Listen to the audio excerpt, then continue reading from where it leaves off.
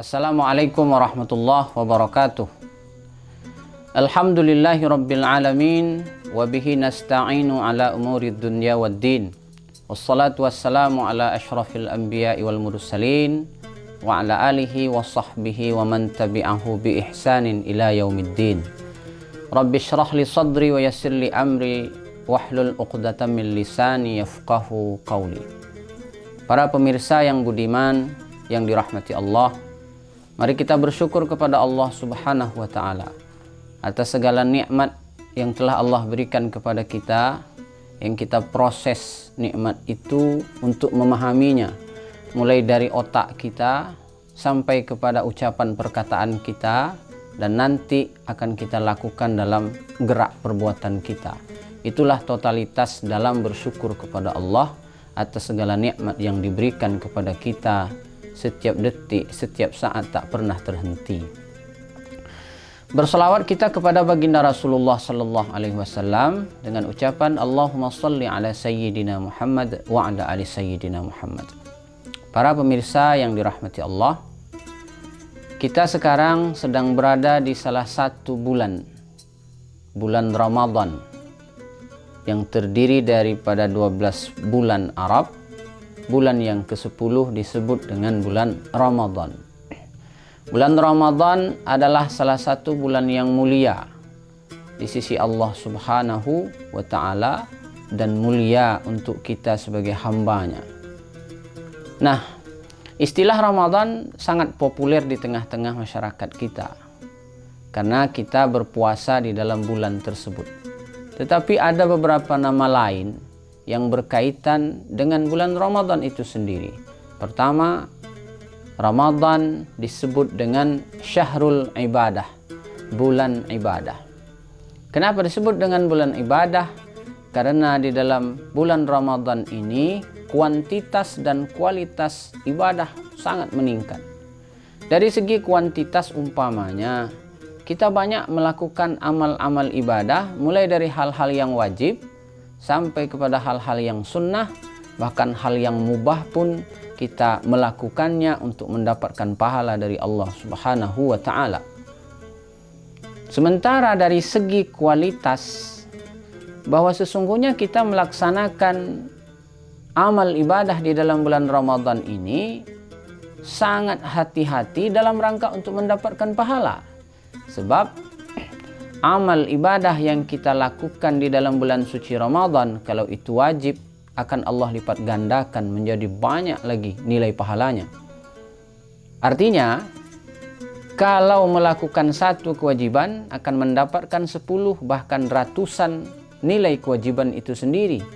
Amalan-amalan sunnah menjadi sesuatu yang wajib dari aspek pahalanya. Maka begitu banyak orang melakukan amal-amal sunnah dalam bulan suci Ramadan dalam rangka mengejar pahala yang berlipat ganda. Nah, maka dinamakanlah bulan Ramadan itu sebagai Syahrul Ibadah, bulan ibadah. Tapi pada hakikatnya manusia itu diciptakan untuk beribadah. Wa ma khalaqtul jinna wal insa illa liya'budun. Tidaklah aku ciptakan jin dan aku tidak ciptakan manusia kecuali untuk beribadah kepada aku. Artinya, sebenarnya bukan persoalan Ramadan hanya disebut sebagai Syahrul Ibadah, tetapi manusia itu dilahirkan, dibesarkan, didewasakan, dimukallafkan, mereka adalah untuk ibadah. Amal perbuatan mereka adalah untuk ibadah.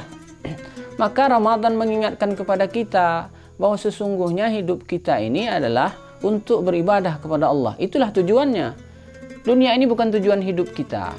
Dunia ini hanya tempat singgah. Dunia ini hanya tempat bercocok tanam.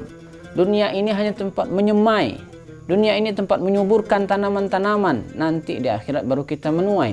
Ad-dunya mazra'atul akhirah. Maka dari itu, mari kita renungkan sedalam mungkin bahwa sesungguhnya kita hadir di dunia ini sesungguhnya adalah untuk beribadah kepada Allah. Dan itu dipesankan oleh Ramadan. Ramadan memesankan kepada kita, nama lainnya adalah Syahrul Ibadah.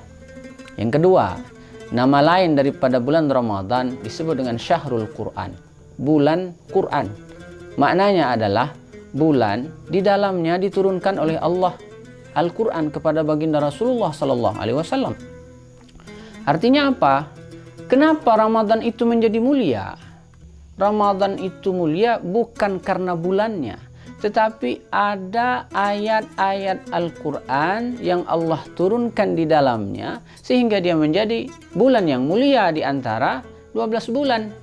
Apapun yang disentuh oleh Al-Quran, dia akan mulia. Malaikat Jibril disuruh oleh Allah untuk membawa wahyu Al-Quran disampaikan kepada baginda Rasulullah. Maka malaikat Jibril adalah malaikat yang mulia. Rasulullah sendiri menerima wahyu dari Allah. Maka Rasulullah adalah Nabi yang mulia. Nabi yang mulia, Sayyidul Anbiya wal Mursalin. Penghulu para nabi dan penghulu para rasul. Apapun yang disentuh oleh Al-Quran, dia akan mulia. Kulit kambing yang biasanya kita gunakan, kita buat untuk beduk tabuh, kita pukul di luar rumah-rumah ibadah. Tetapi ketika kulit kambing itu dikemas sebaik mungkin menjadi bungkus Al-Quran, orang cium. Yang kalau kita taruh di luar, kita jadikan beduk, kita jadikan tabuh, dia dipukul di saat masuk waktu. Tetapi ketika dia menjadi kulit untuk melapisi Al-Quran, dia menjadi mulia. Siapapun akan menciumnya. Nah, itulah sebabnya kenapa Ramadan itu mulia. Salah satu sebabnya ada ayat-ayat Al-Quran yang Allah turunkan di dalamnya. Maka kalau kita ingin mencari kemuliaan, tidak perlu kita mendapatkan jabatan yang tinggi, tidak perlu kita mendapatkan kekuasaan yang besar, tidak perlu kita menjadi hartawan yang luar biasa, tidak perlu itu semua. Cukup kita belajar Quran, cukup kita mempelajarinya lalu mengajarnya. Salah satu orang yang paling baik kata Nabi adalah orang yang belajar Al-Quran kemudian mengajarkan kepada orang lain. Khairukum man ta'allama Al-Quran wa 'allamahu.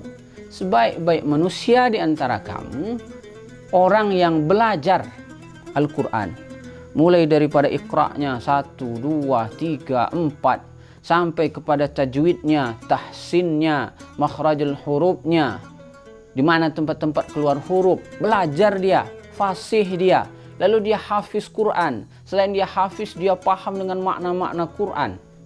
Maka sesungguhnya dia di sisi Allah adalah orang yang paling baik. Apalagi setelah dia belajar, dia paham, dia ajarkan kepada orang lain. Maka kita adalah makhluk Allah yang mulia, yang berjalan. Karena apa? Karena Al-Quran. Maka orang yang dekat dengan Al-Quran, ikhlas karena Allah, insya Allah dia akan menjadi orang yang sangat mulia. Itu yang kedua. Selain daripada nama Syahrul Ibadah, Ramadan disebut dengan Syahrul Quran. Yang ketiga, bulan Ramadan itu selalu disebut dengan Syahrul Mubarak, bulan keberkahan. Kenapa berkah? Semua orang dapat menikmatinya, bukan hanya umat Islam. Dari sisi ekonomi, orang bisa belanja dengan siapapun.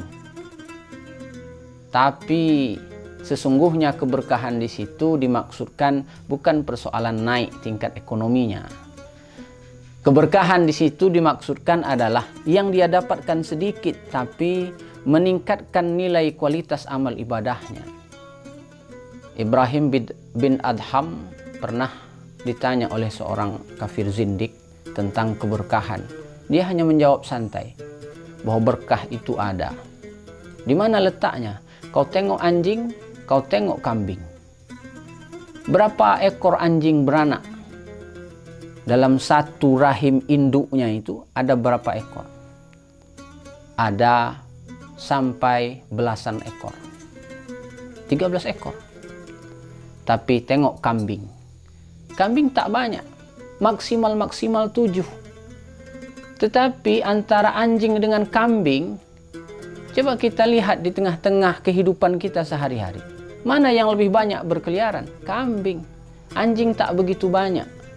Maknanya apa?